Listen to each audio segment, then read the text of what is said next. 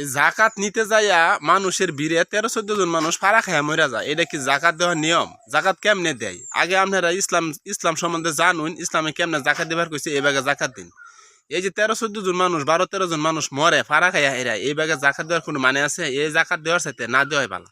যদি জাকাত দেওয়ার সিস্টেম কি? জাকাত দেওয়ার সিস্টেম আমার ইসলামে কইছে যে অসহায়, যে গরিব, তার বাড়ি বাড়ি যায় হেরা টেহা দিতে হইবেন। বাড়ি বাড়ি যায় যদি কেউ না জানে। আর আমরা দুনিয়া হতে মাইক ফাড়ায় একটা লুঙ্গি নাকি একটা শাড়ি দিন, এই একটা শাড়ি লুঙ্গি লেগে এরা বুড়া বুড়া মানুষ যা, গরিব অসহায় মানুষ যায়, তারা আবেগ নিয়ে খেলা করেনি, তা ফাড়া খাইয়া একটা মরে। এটা সবের চাইতে আরো বেশি পাপ হয়। এটা আপনারা কি জানেন?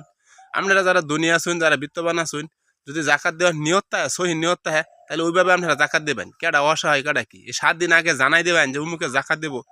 ব্যাগ গরিব মানুষ বা মানুষ যাবো, অসহায় মানুষ যাবো, তাই এরা ফাড়াফাড়ি করে হুড়াহুড়ি খায় ফাড়া খায় মরবো। এটা তো জাকাত দেওয়ার সিস্টেম না।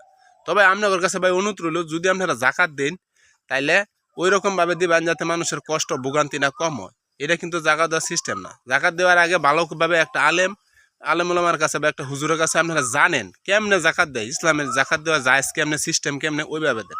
এটা কিন্তু জাকাত দেওয়ার সিস্টেম না। এই যে তার আর জাকাত কেমনে দেয় জানেন? একটা শাড়ি একটা লুঙ্গি দিলে হয়ে গেল।